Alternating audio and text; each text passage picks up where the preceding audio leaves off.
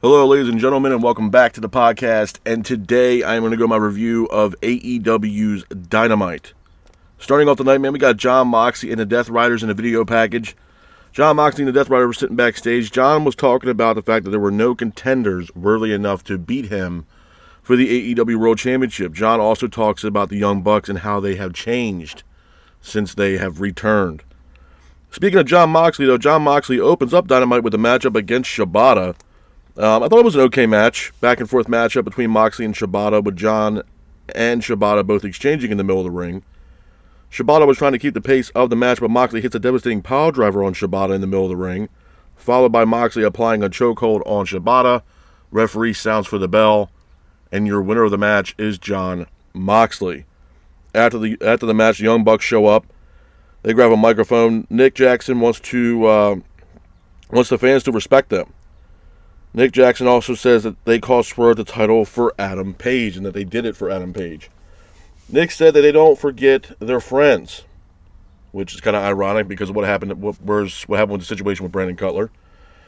But Matt says that they did what they did for a peace offering with Jon Moxley and the Death Riders. After that, Matt then praises Jon Moxley. Matt says that imagine if the Elite and the Death Riders joined together. After that, Kenny Omega comes out not to the ring, to the ramp, has a microphone in hand. Omega talks about the Elite attacking him. Omega says that he is trying to restore the feeling in AEW. Omega says that the Young Bucks are basically the drizzling shits. Omega says that the Young Bucks are killing their company, which kind of had to agree with him. After that, Omega is interrupted by Okada. Okada comes out to the ring. Swerve is here as well. The Elite leave the ring. Swerve then says that it's buck hunting season, and then Pac attacks Swerve Strickland. So some interesting stuff there between the Elite and Kenny Omega, which I will talk about more at the end of the podcast. Speaking of Swerve, we got our next match of the night. It's Pac taking on Swerve. I thought it was a good match. Back and forth matchup between Pac and Swerve, with Swerve keeping the pace of the match. Swerve goes to the top rope, hits a Swerve stomp, taking out Pac, pins for the 3, and your winner of the match is Swerve Strickland. Hats off to Swerve for getting the win in this matchup. Moving on from that, we go into our next match of the night. It's an 8-man tag team matchup with $400,000 on the line. It is Ricochet teaming up with Crew and Mortos against Mark Briscoe, Will Ospreay, Kevin Knight, and Speedball Mike Bailey. I thought it was a good match. Back and forth matchup between both teams, with Bailey hitting a Hurricane Rana in the middle of the ring. Ospreay, Briscoe, Knight, and Bailey were keeping the pace of the match, with Bailey hitting a standing moonsault for a near fall.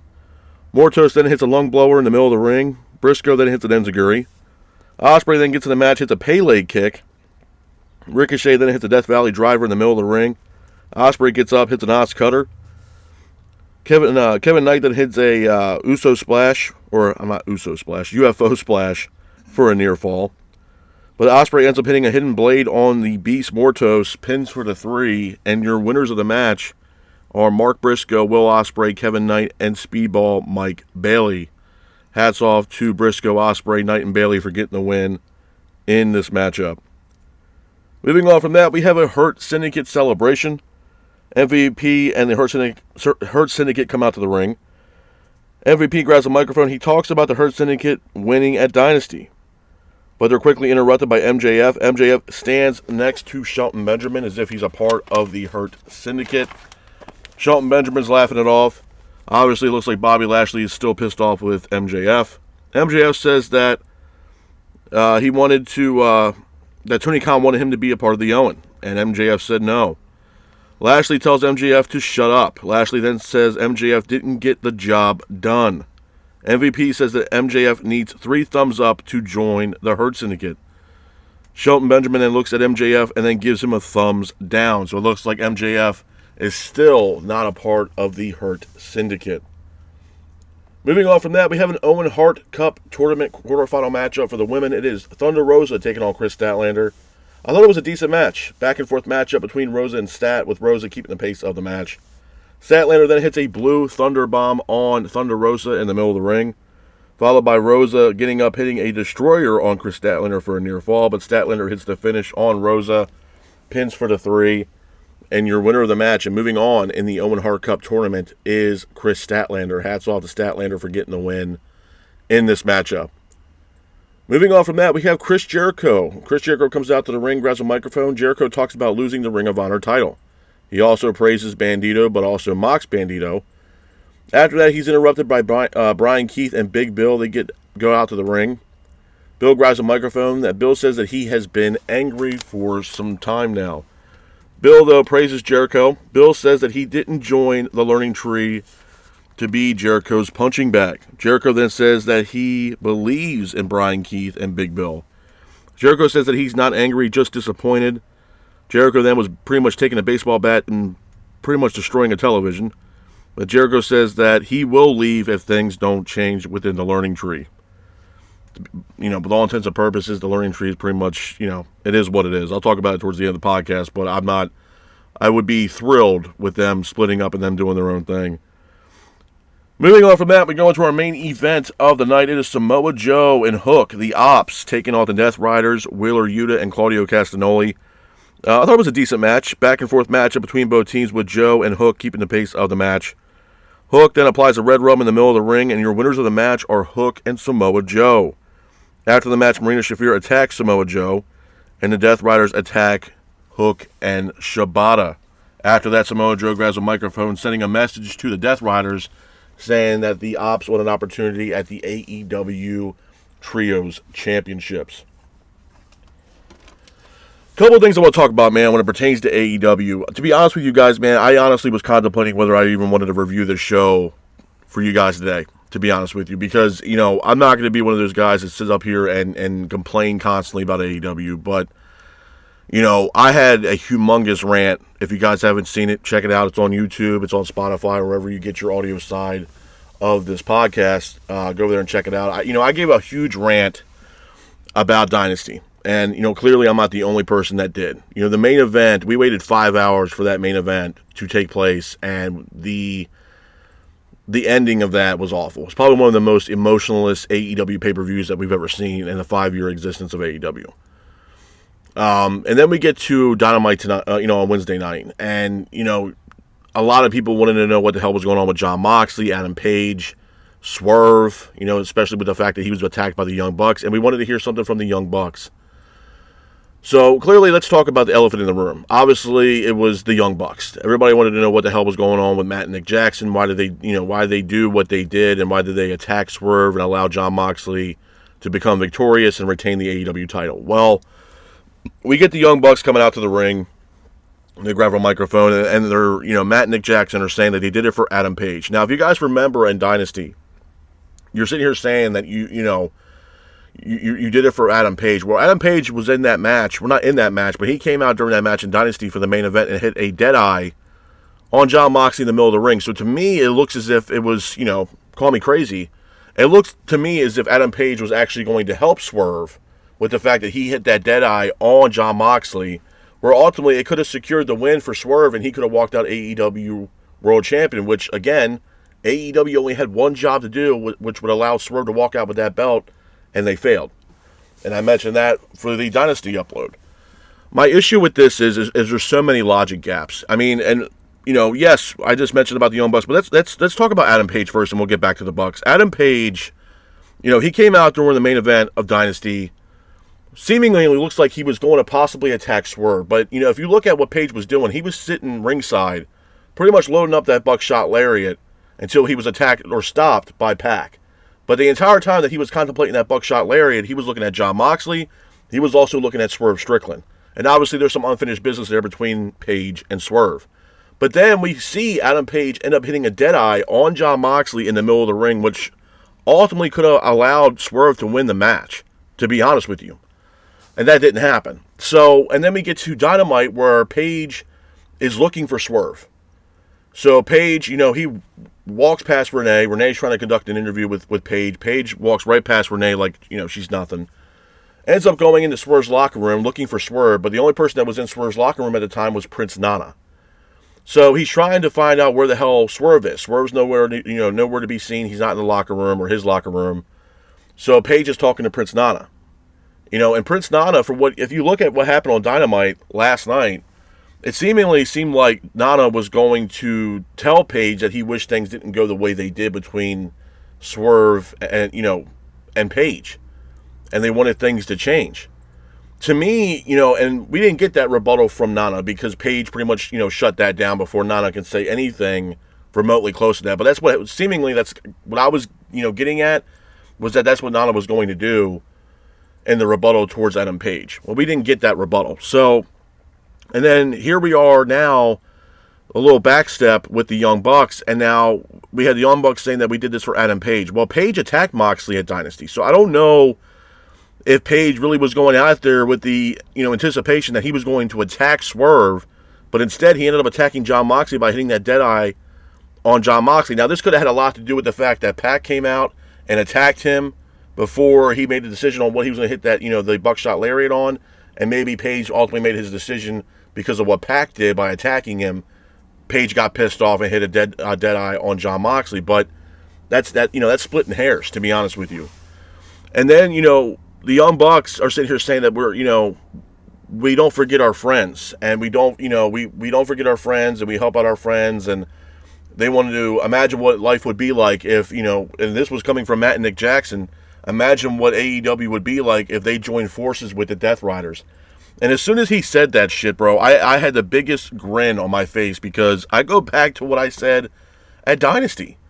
You're sitting here saying, well, we don't forget our friends. Look what happened about 4 or 5 months ago before you guys went on this hiatus and took time off. Y'all left. Why? Because of the situation with the Death Riders. You guys were done.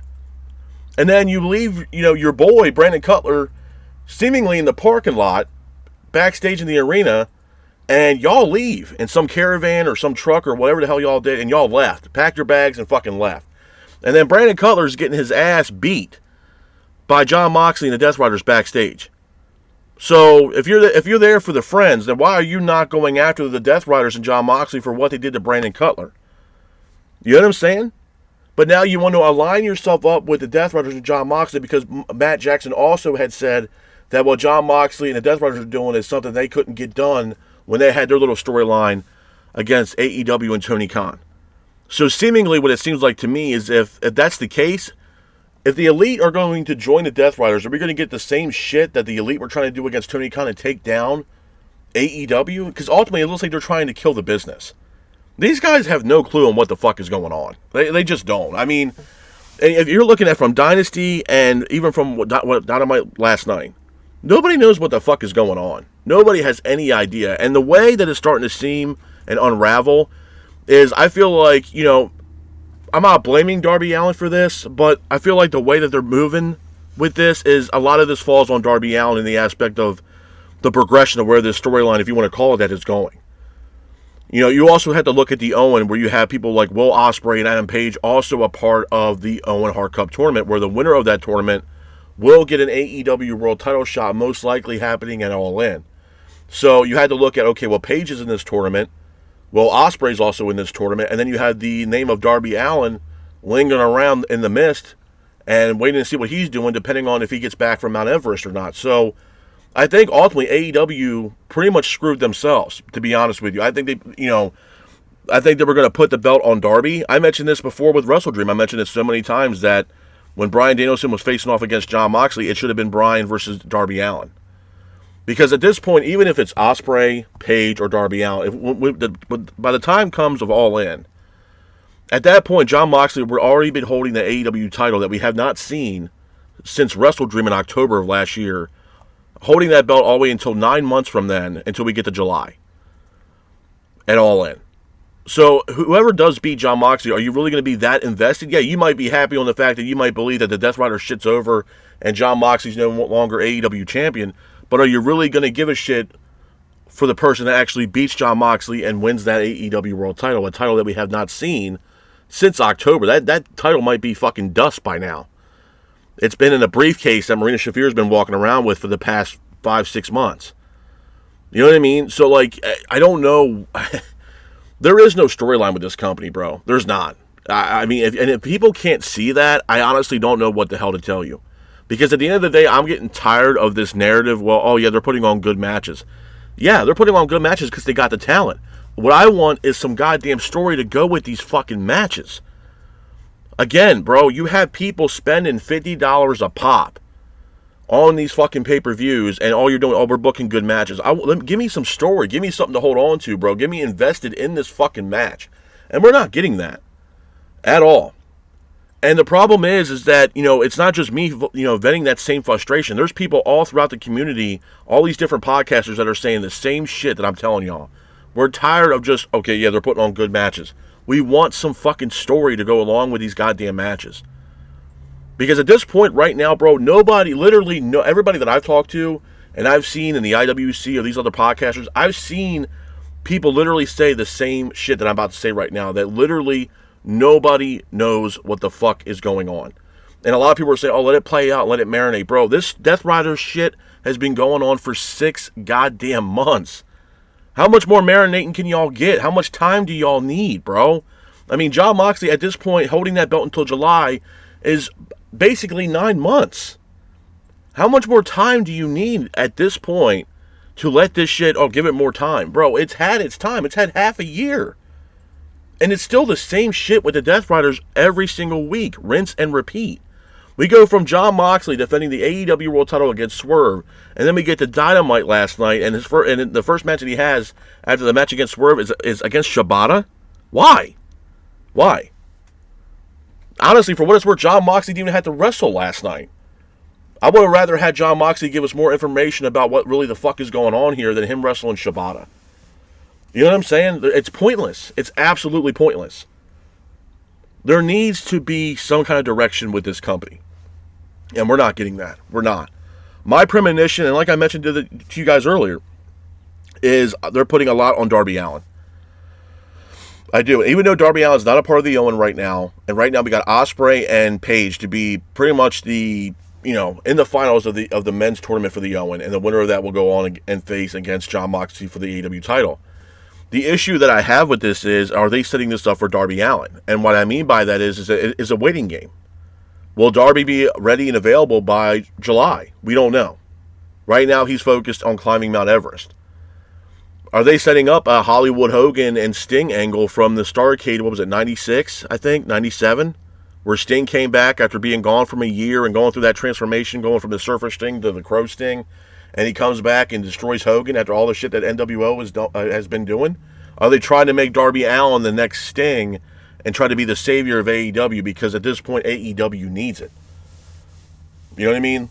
AEW doesn't have something where, that person is the guy. They don't have that right now. And I'm not trying to take anything away from Swerve. Swerve's great.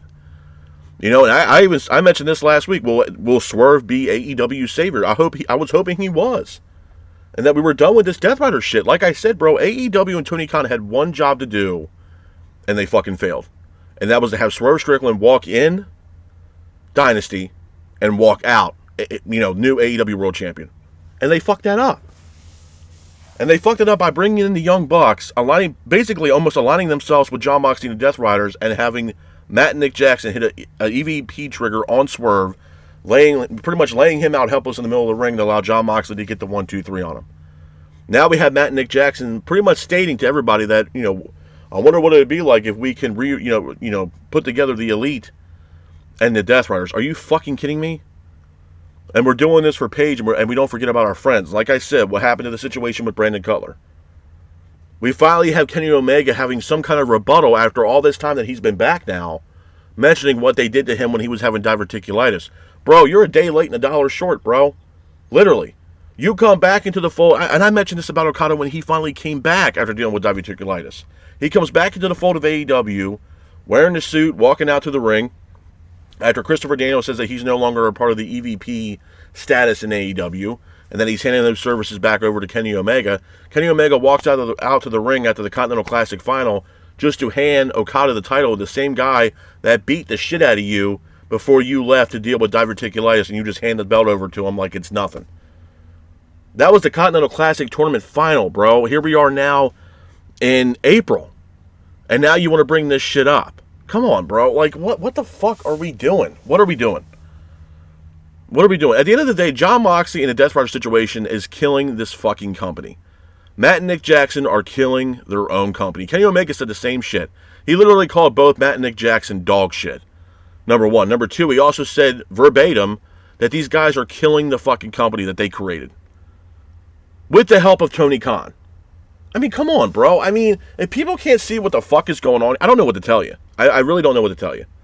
This company is in fucking shambles. It's in shambles. Every fucking person that I've talked to and asked about AEW said that, oh yeah, at one time we used to watch it in the first 2-3 years. Now it's dog shit. Yeah, it is. And I don't know what the fuck happened. I'm still at this point like I'm drawing a blank of what the hell happened here. And the only thing I can go back to is that they were trying to do everything they can to secure a TV rights deal in the first 3 years of AEW's existence. And then once they got their money and got that TV deal, Tony Khan was like, oh yeah, it is what it is, bro. We're going to coast this shit. That's exactly what this is. I mean, I looked at articles the other day where there were some people that even said that AEW had no plans at all of Jon Moxley dropping that belt to Swerve. And that Jon Moxley was going to be on this long, extended title run that could possibly take him, it could possibly take him past All In. Could you imagine that? Could you imagine Jon Moxley walking into Texas at All In, winning that matchup, and still at that time retaining the AEW World Championship? You want to talk about people complaining, bro? People will be shouting from the goddamn rooftops if Jon Moxley walks out and All In still AEW World Champion. And to be honest with you, I would not be surprised at this point the way this company is going, because shit's illogical, man. Shit doesn't make sense in this company. It don't. It does not at all. You know what I mean? And like I said before, Jon Moxley, he's held that belt since Wrestle Dream in October. He's going to be holding that title until All In, which would be pretty much a total of 9 months. And people still, even now, are saying, oh man, let it play out. Let it marinate. See where it goes. Bro, it's been half a year. It's been 6 months. With a storyline that has no intrigue, no direction, no build, even with the matches with Jon Moxley, it's going nowhere. What do you mean letting it marinate? I'll let it marinate if it actually goes somewhere and actually does something and get me intrigued to watch whatever the hell the Death Riders are doing week in and week out. It's not. It's not. We're getting the same shit, rinse and repeat, from the Death Riders and Jon Moxley. And from what I understand, Jon Moxley has full creative control. You know what I mean? And Jon Moxley don't realize what the hell he's doing. Jon Moxley, you know, at one time I felt as if Jon Moxley was a company guy for AEW. And then he cuts that promo, that video package, saying that there's no worthy contenders. What about Adam Page? What about Will Ospreay? What about Swerve? What about Darby Allin? What about those guys? You're saying there's no worthy contenders to take you down, bro. You're keeping this company hostage right now with what the fuck you're doing. Because Jon Moxley, I appreciate the confidence, but he feels as if he's the only guy in that entire locker room that can take AEW to new heights. Bro, you're taking the AEW and that entire brand into the goddamn shitter, is what you're doing. You're not building that fucking brand up. You're not. And then you have Tony Khan saying, oh yeah, we're looking into this. We're looking at making AEW, and we're making an app and all this other shit. Bro, you need to focus on your fucking shows and making them better before you're thinking about a goddamn app. You know, we're still, I've brought this up, I think it was Dynasty or week before, last week. You want to do all this other shit with Prime Video and possibly creating an app and all this other shit for AEW. What about the fucking Max shit that you told the fans that we were going to get if we got Max, especially pertaining to the pay-per-views being at a quality price? We still haven't got a single pay-per-view yet on Max. But we got Prime Video, and now you're talking about a future AEW app. What the fuck are we doing here, man? Really? This show is horrible. I'm going to go back and say what I said. I know this is going to be a hot take for a lot of people to actually let it sink in. But I'm going to drop some knowledge on y'all. Ever since CM Punk has left this company, and everything that CM Punk had said while he was in AEW, his tenure in AEW, and all the shit that he said about the Elite and what the fuck was going on in AEW, bro, he's not wrong. He's not wrong. I'm not saying the actions that he did was correct, but what he was saying and how they were running that company, you can't say that he was completely wrong. Look at the shit that we've been seeing now for the past 2 years. Seriously. About Matt and Nick Jackson not running this company. And that the fact that he couldn't even run a Target.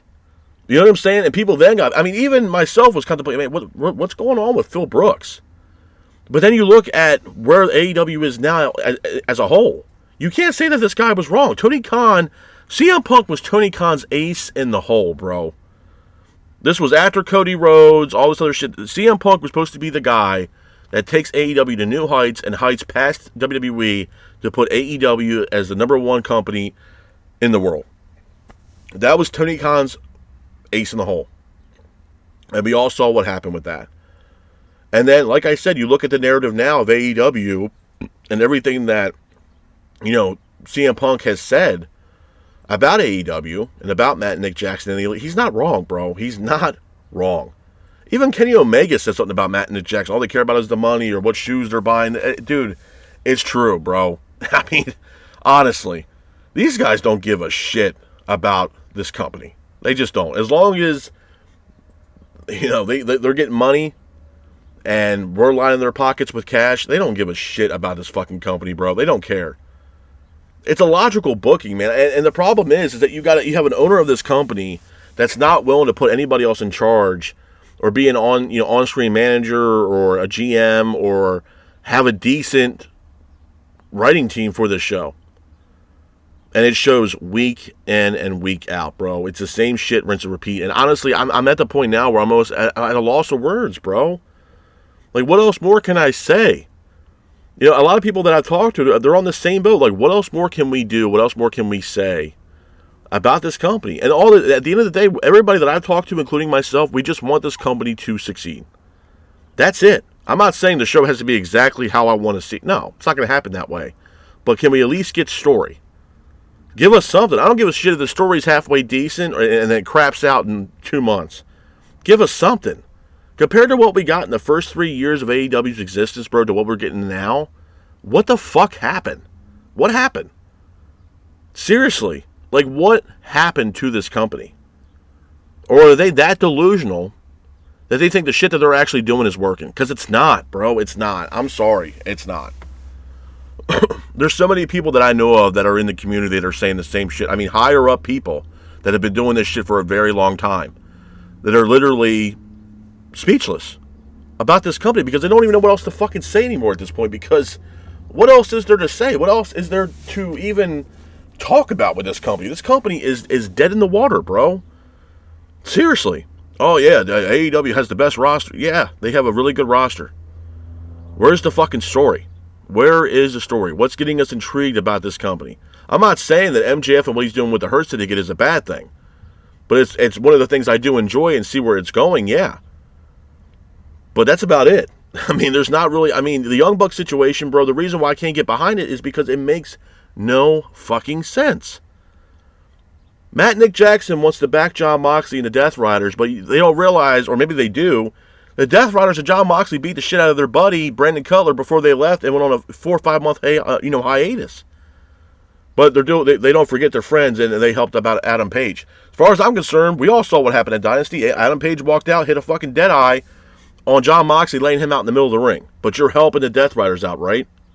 And you're helping out Page when Page beat the shit out of John Moxley in the middle of the ring. So how the hell is that helping Page? Number one. Number two, you're aligning yourself up with a possible team that's killing this company. I mean, and it's blatant at this point. It's in your face week in and week out. They don't give a shit. And you're lining yourself up with a guy that's killing your company, a company that you helped build with Tony Khan.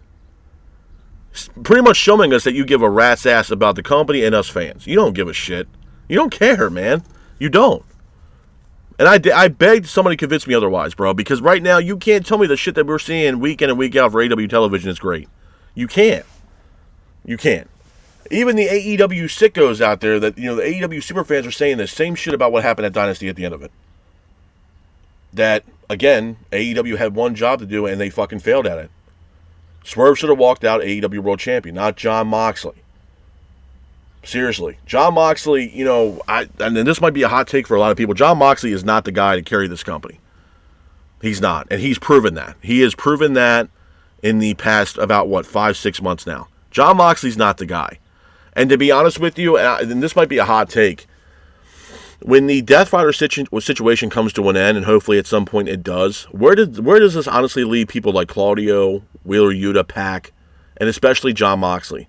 Because I can tell you right now, John Moxley and what the Death Riders have done in AEW so far has left so bad of a stain on this company that I think it also really affected John Moxley even if he left the Death Riders.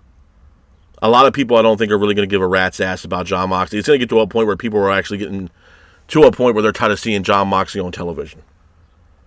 Like a Chris Jericho. And, the Jericho situation, which I'll talk about here briefly, Jericho coming out and cutting that promo and talking about Bandito and shit like that. Jericho needs to retire. There is nothing left for this guy to do. There's really nothing. I'm sorry. And I feel like he's trying to hold on to something within wrestling, and it's not there. It's not. The learning tree shit is done. I was hoping for them to split, on Dynamite last night, and they all go their separate ways, where Brian, Keith, and Bill focus on the tag team division and going after the AEW tag team titles and building up, a decent record to go after the Hurt Syndicate once again and get some, tag team wins underneath their belt. And Jericho goes on his own. Jericho's not going to save Ring of Honor, man. He's just not. Jericho is done. I'm sorry. And for the fans out there that are Jericho fans, and I'm sorry to tell you, bro, he is done. Jericho is cooked. There's nothing else left for this guy to do, man. At this point, he's there to collect the goddamn check. There's nothing else left for him to do. Not saying that Jericho didn't have some memorable moments in AEW in the first 3 years. No, he did. Absolutely did. Jericho was a part of some of the best storylines in all of AEW. With the JAS and the Inner Circle, absolutely. And what he had, the storyline he had with MJF, it was great. It was absolutely fantastic. And the beef that he had with Orange Cassidy in the beginning, in the first couple of years of AEW, absolutely. But that's not the same Jericho that we've gotten now for the past 2-3 years. Especially the past 2 years. It's just not the same. These people, to me, it just seems like they're there to collect a check, man. They just don't give a shit about this company. The owner doesn't give a shit about this company. There's no compelling storylines to get the fans invested in these matches. It's what you see is what you get. And what we're seeing, it ain't working. It's not. It's not working, man. They went to smaller arenas and they still can't sell out. Smaller venues. They still got, 600-700 tickets left or 800 tickets or 1,000 tickets left. They're still not selling out, man. This company is in the shit box, is what it is. And, I don't know, man. Like I told you guys, bro, I literally was contemplating whether I wanted to do a review on Dynamite today or not. To be honest with you, I almost did not do it today because, to be honest with you, man, I don't even know what else more to say about this goddamn company. I really don't. It's beginning to a point now where I'm a broken record. I'm saying the same shit about AEW every single week because there's no excitement around this show, bro. And I try to give you guys a review and give you guys my opinion about the show and everything else, and it's progressively getting bad. I mean, this is Christ, bro, and this is WCW 2000 all over again for me personally as a fan. They don't care. They don't give a shit. We're getting stupid ass matches that mean nothing. Even the 8-man tag team for the $400,000, which obviously I don't think those guys were getting $400,000. It just the match, even the match itself, it was an okay match, but it meant nothing for storyline. It meant absolutely nothing. Nothing. You know what I mean? Like, where is the story?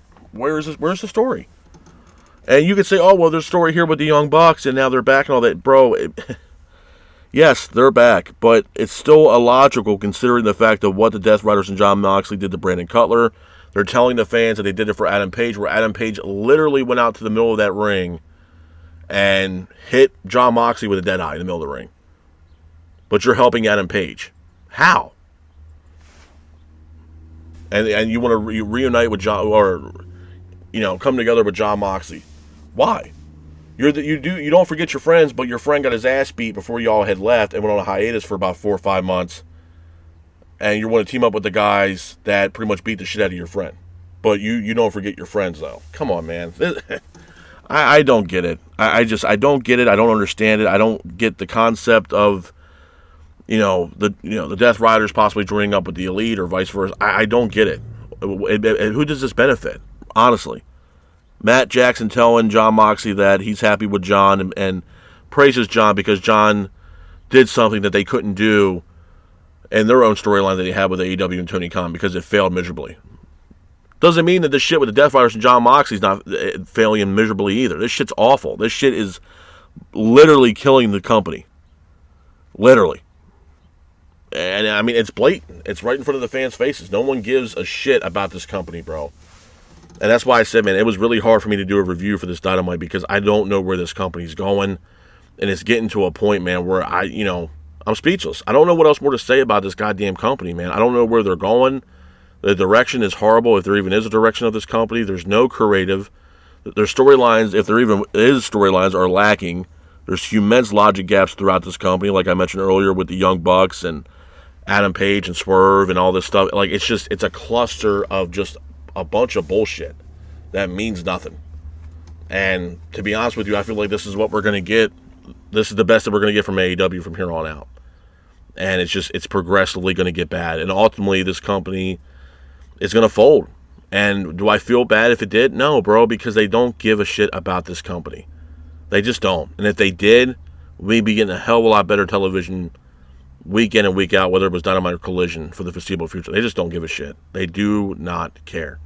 And I told you guys before, once Tony Khan signed that new TV rights deal, he was taking his foot off the gas pedal, man, and he was coasting this shit. He wasn't giving a shit anymore about this company. He got his money. He made AEW at that time a viable product enough for him to secure another TV rights deal with Time Warner and Warner Media. He got that money. He got that new TV rights deal. He believes that AEW is still a viable product. And he has full belief that AEW is doing great. And to be honest with you, I don't think they're doing that great. I don't. And honestly, I feel bad for some of the people that work there. I really do. I feel bad for some of the wrestlers there. Some of the wrestlers are not being utilized. And I told you guys before, and I'll say it again, man, it's only going to take a couple more names to leave AEW where it's going to be a gut punch that they can't recover from. Because Tony Khan doesn't know how to build younger talent. You can say, oh, well, they're building up Kevin Knight. How long is that going to last, bro? How long are they going to keep building up Kevin Knight until he's, on Collision or on Ring of Honor, we don't see the guy again? And the only reason why Tony Khan brought this guy in is because this guy was originally WWE bound and going to NXT. And Tony Khan swept in like a hawk and got this guy to come over to AEW and try to push him to the moon to kind of, shove it back in Shawn Michaels and NXT's face just to say, ha, I got the guy and you didn't. That's all it really was, bro. That's all it really is. I'm not saying Kevin Knight can't wrestle. He's a great competitor. He's a great wrestler. But how long is it going to be until we see that guy gone from AEW and joining Ring of Honor where we don't see him on Dynamite or Collision at all anymore? So, like I said, bro, I mean, it's still yet to be seen on what AEW is going to do, but, it's getting to a point now, bro, where I literally don't know at all where this company is going with all the logic gaps and lack of storyline, lack of build, man. I don't know what to say. I really don't. Hopefully things will change for the better, but with the Young Bucks and the whole John Moxley Death Rider shit, to me, it makes no absolute sense at all. And hopefully, like I said before, man, things get better with AEW in the foreseeable future. But with that being said, this is my review of AEW's Dynamite. I hope you guys are out there staying safe. Be careful, and remember,